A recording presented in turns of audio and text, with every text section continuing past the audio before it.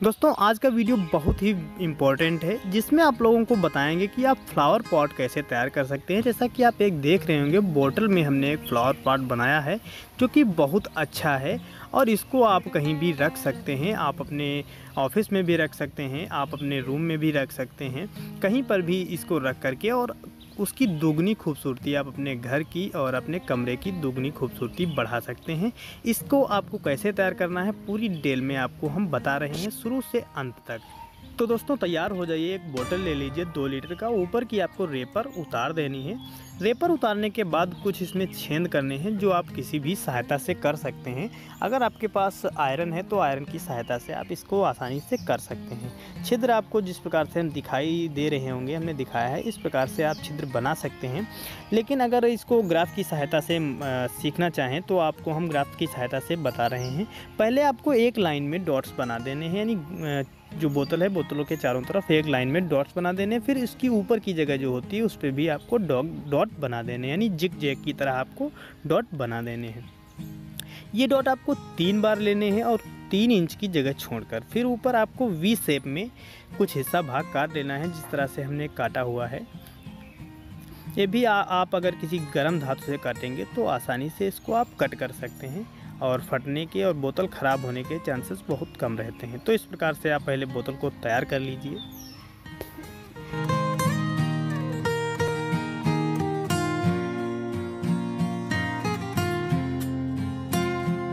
तो दोस्तों इस प्रकार से हमारा बोतल तैयार हो चुका है। अब हम इसमें फ्लावर लगाएंगे। फ्लावर ये जो कि नौबजी ग्रास है, इसका अगर आप वीडियो देखना चाहते हैं कौन कौन से कलर की होती है, इसकी जानकारी चाहते हैं तो वीडियो हमारे चैनल पर उपलब्ध है, उसको आप देख सकते हैं। ये आपकी कुछ इतनी बड़ी होनी चाहिए कि बोतल में लगने के बावजूद भी, यानी मिट्टी हम जो बोतल में डालें तो इसकी जो टहनी हमने उसमें डाली है वो आसानी से दब जाएं और कुछ हिस्सा उनका बाहर भी निकला रहे। कुछ इस प्रकार से, जिस प्रकार से हम कर रहे हैं इस प्रकार से आप उसमें नौबजी ग्रास डाल सकते हैं। और इसका अग्रभाग ही आप लें क्योंकि अग्रभाग में ही फ्लावर आते हैं तो अच्छा हमारा पॉट लगेगा।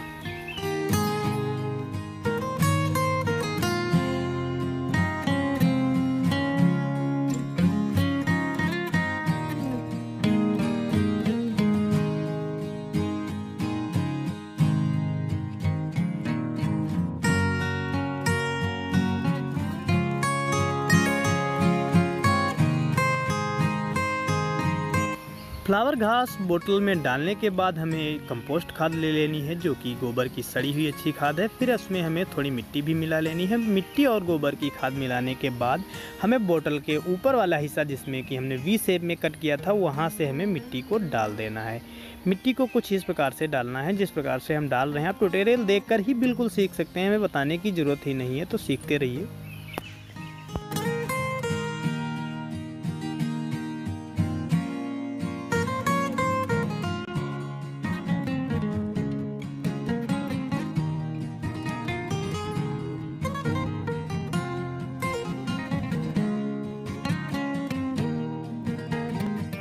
अब बात आती है दूसरी रो लगाने के लिए। तो दूसरी रो अगर आप चाहें तो उसी प्रकार से लगा सकते हैं, लेकिन और सरलता के लिए हमने दूसरा साधन भी आपको बताया है कि अगर आप चाहें तो उसमें ऐसे ही नॉर्मल जो है मिट्टी और कंपोस्ट खाद उसमें भर दीजिए, यानी बहुत उसको टाइट मत करिए। टाइट ना होने पर उसमें आसानी से जो हमारी नौबजी ग्रास है वो आसानी से घुस जाएगी। तो इसकी जो छड़ है उसको हम ऐसे कुछ ले करके और उस जितने भी छिद्र हैं उनमें छिद्रों में हम इसको आसानी से लगा सकते हैं। या फिर आप इसकी पत्तियाँ जो होती हैं डंठल की पत्तियों को भी आप निकालने के बाद उसे अच्छी तरह से उसके अंदर दबा सकते हैं। अंदर जितना हो सके उतना, जितना अंदर चला जाए उतना आपको उस घास को दबा देना है। यानी उसको अधिक जब दबा देंगे तो उसमें जड़ों का विकास भी अच्छे से हो जाएगा ताकि हमारा जो पौधा जो लगा हुआ है वो अच्छे से विकास कर सके। कुछ इस प्रकार से आपको सारे छिद्रों में कर लेना है, नंबर से जगह भर करके और मिट्टी भरने के बाद, और उसमें जितने भी छिद्र हैं उसमें आपको घास लगा देनी है।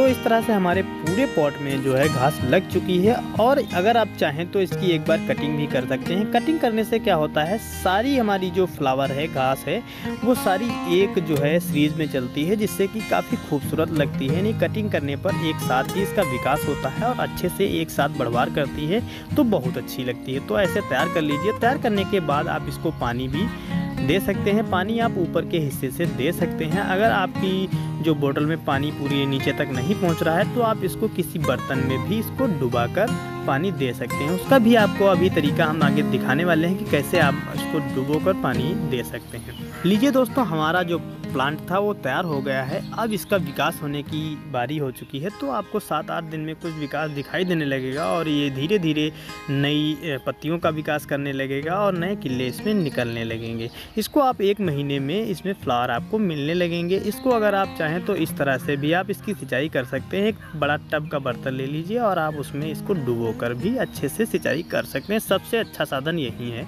कि आप इस तरह से सिंचाई कर सकते हैं। और इसमें फूल निकलने लगेंगे। फूल निकलने पर आपको गर्मियों में इसको करीब सुबह के समय 2 घंटे की धूप देनी है और बाद में आपको इसको कहीं पर भी रख सकते हैं। आप अपने रूम में या फिर आप अपने ऑफिस में इसको रख सकते हैं। और सर्दियों में आप चाहें तो इसे बाहर ही सनलाइट में भी इसको रख सकते हैं। दोस्तों, वीडियो पसंद आया हो तो लाइक ज़रूर करें। धन्यवाद।